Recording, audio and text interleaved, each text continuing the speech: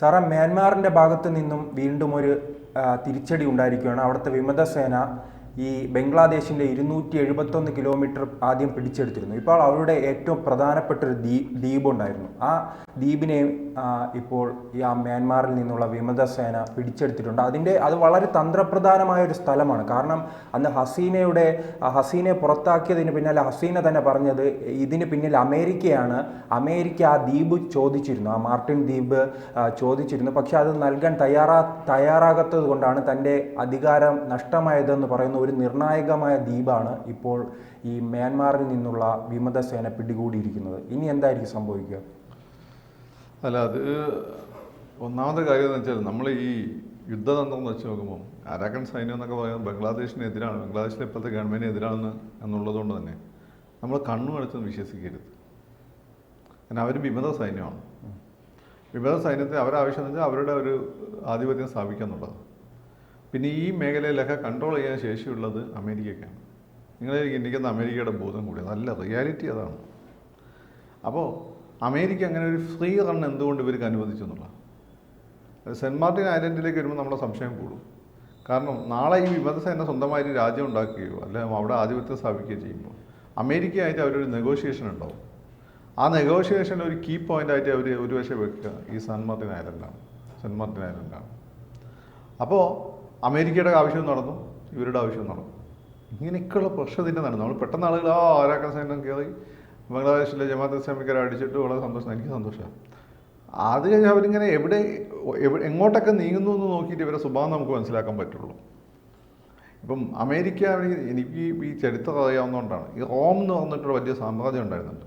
അത് ഒരു ദിവസം കൊണ്ട് ഉണ്ടാക്കിയതല്ല. അപ്പം അമേരിക്ക ഉണ്ടാക്കിയത് എത്ര വർഷമായി? 200 വർഷം. റോം എന്നുള്ള വലിയ സാമ്രാജ്യം ഉണ്ടാക്കിയത് ഏതാണ്ട് 1000 വർഷം കൊണ്ടാണ്. ഏറ്റവും ചുരുങ്ങി 500 വർഷം കൊണ്ടാണ് അത് കൺസോൾഡേറ്റ് ചെയ്യപ്പെടുന്നത്. അമേരിക്ക 200 വർഷമായിട്ട്.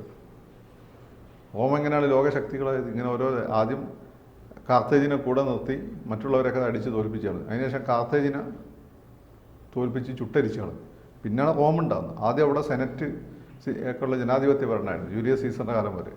ജൂലിയസ് സീസറിന് ശേഷം അവിടെ രാജാധിപത്യം വന്നു. പിടിയിട്ടു. ഇതൊന്നും നമ്മളൊരു ആയുഷ്കാലം വെച്ച് നോക്കുമ്പോൾ എന്തോ വലിയ സംഭവമാണ് എന്നൊക്കെ നമുക്ക് തോന്നുന്നു. ചരിത്രത്തിൽ ഇതങ്ങനെ വലിയ സംഭവമൊന്നുമല്ല. അപ്പോൾ അമേരിക്കയുടെ ഒരു ലോകാധിപത്യം എന്ന രീതിയിൽ പണ്ടത്തേക്കാളും എളുപ്പമാണ് ഇപ്പോൾ കാര്യം. അന്ന് GPS ഇല്ല, അന്ന് മിസൈൽസ് ഇല്ല, അന്ന് ആറ്റം ബോംബില്ല, അന്ന് എയറോപ്ലെയിൻ ഇല്ല, അന്ന് ഫൈറ്റർ പ്ലെയിൻ ഇല്ല. മനസ്സിലായില്ലേ? അന്ന് ഇതൊന്നും ഇല്ലാതെയാണ് റോമത്തിൻ്റെ സമയമെടുത്ത് കാര്യങ്ങൾ ചെയ്തത്. അപ്പോൾ ഇതൊക്കെ ഉള്ള അമേരിക്കയെ സംബന്ധിച്ചുള്ള കാര്യങ്ങൾ വളരെ GPS തന്നെ നമ്മൾ ഉപയോഗിക്കുമ്പോൾ നമ്മൾ അവരുടെ കൺട്രോളിലാണ്. ഈ മ്യാൻമാറിൻ്റെ ആ വിമതസേനയെ തിരിച്ചടിക്കാൻ കഴിവില്ലാത്തത് കൊണ്ടാണോ ഇങ്ങനെ അവർക്ക് ഈ സ്വതന്ത്രമായി ബംഗ്ലാദേശിലേക്ക് കടന്നു വരാൻ? ഒരുപക്ഷെ അതിനുള്ള ശേഷി ഇല്ലാത്തതുകൊണ്ടായിരിക്കാം. അതല്ലെങ്കിൽ അമേരിക്ക പറഞ്ഞിട്ടുണ്ടാവും. ജമാഅത്തെ ഇസ്ലാമിക്കാൻ ആവശ്യം എന്താണ്? അസീലിനെ ഓടിക്കുക എന്നുള്ളതായിരുന്നു. ഞങ്ങളെ സപ്പോർട്ടുണ്ട്, അവർ വന്നോട്ടെന്ന് തോന്നുന്നുണ്ടാവും. അല്ലാതെ അവർ ഇത്രയും ഉണ്ടാതിരിക്കുക. സ്വന്തം രാജ്യത്തോട് സ്നേഹം ഉണ്ടെങ്കിൽ ആളുകൾ തിരിച്ചടിക്കില്ലേ? മാത്രമല്ല, ഇതൊരു വിമത സൈന്യമാണ്, മറ്റേതൊരു രാഷ്ട്രത്തിൻ്റെ സൈന്യമാണ്. രാഷ്ട്രത്തിൻ്റെ സൈന്യത്തെ തിരിച്ചടിക്കാൻ പറ്റുന്നില്ല എന്ന് വെച്ചാൽ അപ്പോൾ ഇതിലെന്തൊക്കെയോ നടക്കുന്നുണ്ട്. ഇതിപ്പോൾ ഞാൻ പറഞ്ഞതെന്ന് വെച്ചാൽ അവിടുന്ന് അവർ കയറി വന്നതിന് ഡോബലിനൊക്കെ പങ്കുണ്ടാവും. എന്നോട് ഹിന്ദുസിൻ്റെ വിഷയം നമുക്ക് കൈ തന്നെയാണ് മീൻ പിടിച്ചേ ഒക്കുള്ളൂ. പക്ഷേ അവർ ഈ ഐലൻഡിലേക്ക് അടക്കുമ്പോൾ നമ്മൾ സംശയിക്കണം. പക്ഷേ ഇപ്പോൾ അമേരിക്കയുടെ ആവശ്യമാണ് നടന്നിരിക്കുന്നത് ഈ ഐലൻഡിൽ. അതെ, അമേരിക്കയുടെ ആവശ്യമാണ്. അതാണ് ഇപ്പം ഒരേ സമയം ഇതൊക്കെ ഡബിൾ ഗെയിം കളിക്കും. മനസ്സിലായില്ലേ? എന്ന് വെച്ചാൽ ഒരേ സമയം നമ്മളെ കയ്യിൽ നിന്ന് പൈസ മേടിക്കും, നമുക്ക് വേണ്ട കാര്യങ്ങൾ ചെയ്യും, അവർക്ക് വേണ്ടി ചെയ്യും. ഫൈനലി എത്തുമ്പോൾ അമേരിക്കയുടെ കൂടെ നിൽക്കുന്നത്. അമേരിക്ക ഏറ്റവും ശക്തൻ. അപ്പോൾ അതുകൊണ്ട് നമ്മൾ വളരെ ജാഗരൂകരായിരിക്കേണ്ട സന്ദർഭമാണിത്. ആ ദ്വീപിനെ കുറിച്ച് പറയുമ്പോഴും തന്ത്രപ്രധാനമായ ഒരു മേഖലയാണ്. ഒരു യുദ്ധമുണ്ടായാൽ എല്ലാ രാജ്യത്തിനും വളരെയധികം വേഗത്തിൽ ആ ദ്വീപിലെത്തി അവിടെ നിന്ന് സഞ്ചരിക്കാൻ കഴിയുമെന്നാണ് ആ ദ്വീപിൻ്റെ പ്രത്യേകത. പക്ഷെ അങ്ങനെ ഒരു ദ്വീപ് ഈ വിമത സൈന്യത്തിൻ്റെ കയ്യിലെത്തുകയും അതിലൂടെ ഇപ്പോൾ എന്തായാലും എല്ലാവർക്കും തന്നെ മനസ്സിലായി ഇതിന് പിന്നിൽ അമേരിക്കയാണെന്ന്. അങ്ങനെയാണെങ്കിൽ അമേരിക്ക അവിടെ സ്വാധീനം ഉറപ്പിക്കുകയാണെങ്കിൽ ഈ തിരിച്ചടി ഉണ്ടാകുന്നത് ഇന്ത്യക്കും ചൈനയ്ക്കും അല്ലേ മുന്നോട്ട് പോകും? ഇന്ത്യക്കും ചൈനയ്ക്കാണ് തിരിച്ചടി. അമേരിക്ക എപ്പോഴും നോക്കുകയെന്ന് വെച്ചാൽ അവർക്ക് ഒരു aircraft carrier, landed aircraft carrier എന്ന രീതിയിൽ ഉപയോഗിക്കാൻ പറ്റുന്ന സ്ഥലങ്ങൾ അവർ അതിന് ഓട്ടം പിടിക്കും. ഒന്ന് ഡിഗാർഷ്യ ഐലൻഡ്, വേറെ ഒന്ന് ഈ പറയുന്ന സെൻറ്റ് മാർട്ടിൻ ഐലൻഡ്സ്, ഒന്ന് ഇസ്രായേൽ. ഇതൊക്കെ അവരുടെ ഒരു എന്താണ് പറയുക, ഒരു എയർക്രാഫ്റ്റ് കാരിയർ കൊണ്ടുവച്ച ഇമ്പാക്റ്റാണ്. ചെറിയ പ്രദേശങ്ങളാണ്, കൺട്രോൾ ചെയ്യാൻ എളുപ്പമാണ്. എന്നാൽ അവരുടെ സൈനികമായ നീക്കങ്ങളെല്ലാം ലീഗലായിട്ട് നടത്താൻ പറ്റും. അവർക്ക് ഒരു പ്രശ്നവുമില്ല. കവേർഡ് ഓപ്പറേഷൻസും നടത്താൻ ലീഗലായിട്ട് നടത്താൻ പറ്റും. അപ്പോൾ ഇന്ത്യയിൽ ഒരു അമേരിക്കയുടെ ബേസ് നമ്മൾ സമ്മതിക്കില്ല, ചൈനയിൽ നടക്കില്ല. ബർമയിൽ എനിക്കറിയില്ല നടക്കില്ല എന്നുള്ളത് ഏതായാലും. അപ്പോൾ ആ സമയത്താണ് അവർ ഈ ഒരു ഐലൻഡ് ചോദിക്കുന്നത്. അപ്പോൾ 100 വർഷത്തേക്ക് ഈ ഐലൻഡും അല്ല 50 വർഷത്തേക്ക് ഈ ഐലൻഡ് കൈ പിടിച്ചവർ മിണ്ടാതിരിക്കും. 50 വർഷം കഴിഞ്ഞിട്ടാണ് ചിലപ്പോൾ അവർ അടുത്ത സ്റ്റെപ്പ് വെക്കും. അടുത്ത സ്റ്റെപ്പ് വെച്ചാൽ അമേരിക്ക മേധാവിത്വം അംഗീകരിക്കുക എന്നുള്ളതായിരിക്കും. ഇതിൻ്റെ ഏറ്റവും വലിയ പ്രശ്നം എന്ന് വെച്ചാൽ ചൈനയും ഇന്ത്യയും എങ്ങനെ പിടിച്ചു നിൽക്കും എന്നുള്ളതില്ല. അല്ല, ലോകത്ത് ബാക്കി എല്ലാ രാജ്യങ്ങളും, ഇപ്പോൾ റഷ്യ ഉണ്ട്. റഷ്യ അവരുടെ ഇപ്പം പുട്ടിൻ്റെ സമയത്ത് റഷ്യ അവരുടെ കൂടെ നിൽക്കണമെന്നില്ല. ഇപ്പോൾ നാളെന്താ നമുക്കറിയില്ല. റഷ്യ പിന്നെ ഫിനാൻഷ്യലി വീക്കുമാണ്. ഇന്ത്യയും ചൈനയും ഫിനാൻഷ്യലി വീക്കല്ല. ഇന്ത്യയും ചൈനയും മാത്രം വലിയ പോപ്പുലേഷൻ, ഈ പോപ്പുലേഷനാണ് അവരുടെ ഒരു നോട്ടപ്പ്. ഈ പോപ്പുലേഷൻ കുറയ്ക്കുക എന്നുള്ളത് ഇവരുടെ ഉദ്ദേശമാണ്. ഇന്ത്യയും ചൈനയും എങ്ങനെ ഇതിനെ നേരിടുന്നത്? ചൈനയ്ക്ക് കുറച്ചുകൂടി എളുപ്പമായി, ഒറ്റ പാർട്ടി സംവിധാനമാണ്, വേറെ പ്രതിപക്ഷമൊന്നുമില്ല അവിടെ. ഇന്ത്യയിൽ പ്രതിപക്ഷം ഉണ്ടല്ലോ, വളരെയധികം അഗ്രസീവായിട്ട് ഗവൺമെൻറ്റുകളെ വിമർശിക്കുന്ന മീഡിയ ഇവിടെയുണ്ട്. അങ്ങനെ ഒരു ഇൻറ്റേർണലായിട്ട് തന്നെ എങ്ങനെ ഒരു സംവിധാനം ഉള്ള സമയത്ത് ഇന്ത്യ എങ്ങനെ ഇതിനെ നേരിടും എനിക്ക് വലിയ സംശയമുണ്ട്. ഇത്രയും വലിയ പോപ്പുലേഷൻ, ഇത്രയും വലിയ ജനാധിപത്യ ബോധം. അല്ല, ഇന്ത്യയേക്കാൾ ചിലപ്പോൾ ഇത് അങ്ങനെ സൈനികമായി നേരിടാൻ ഒരു സാധ്യതയുള്ള ചൈനയാണല്ലോ. അങ്ങനെ ചൈനയുടെ ഭാഗത്തു നിന്ന് അല്ല, അവർ പറയില്ല. ചൈനേനെ കുറച്ചുകൂടി അവർക്ക് പേടിയാണ്. ചൈനയിൽ എതിർ ശബ്ദങ്ങളില്ല. അല്ല, അങ്ങനെ ഒരു നടപടി വരുമോ ചൈനയുടെ ഭാഗത്തു നിന്ന്? ചൈന ഇന്ത്യ നശിക്കാൻ നശിച്ചോട്ടെ ചിലപ്പോൾ അവർ വിചാരിക്കും.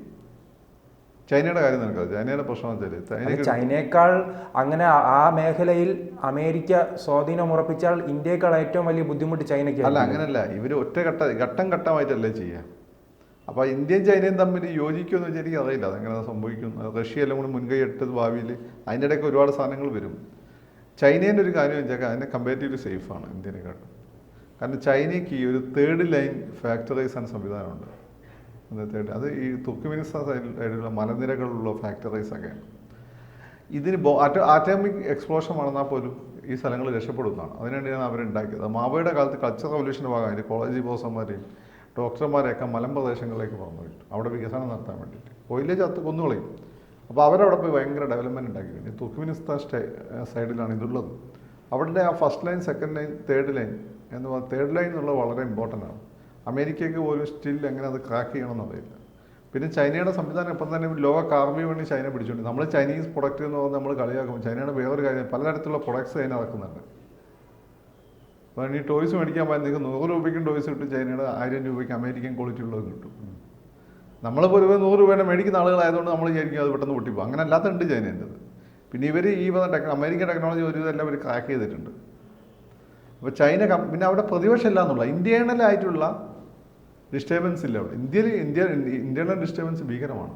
ഇവിടെ ഓരോ പ്രദേശം എങ്ങനെ ചെറിയ രാജ്യമാകാം, എന്നാൽ ഓരോ രാഷ്ട്രീയ പാർട്ടി നേതാക്കന്മാർ എങ്ങനെ പ്രധാനമന്ത്രി അല്ലെങ്കിൽ ഈ രാജ്യത്തെ എങ്ങനെ നശിപ്പിക്കാം എന്നൊക്കെ ചിന്തിക്കുന്ന ആളുകൾ വളരെ കൂടുതലാണ്. ഒന്നീ പ്രധാനമന്ത്രിയാവുക എന്ന് വിചാരിക്കുന്ന ആളുകൾ അതിനുവേണ്ടി എന്ത് ചെയ്യും.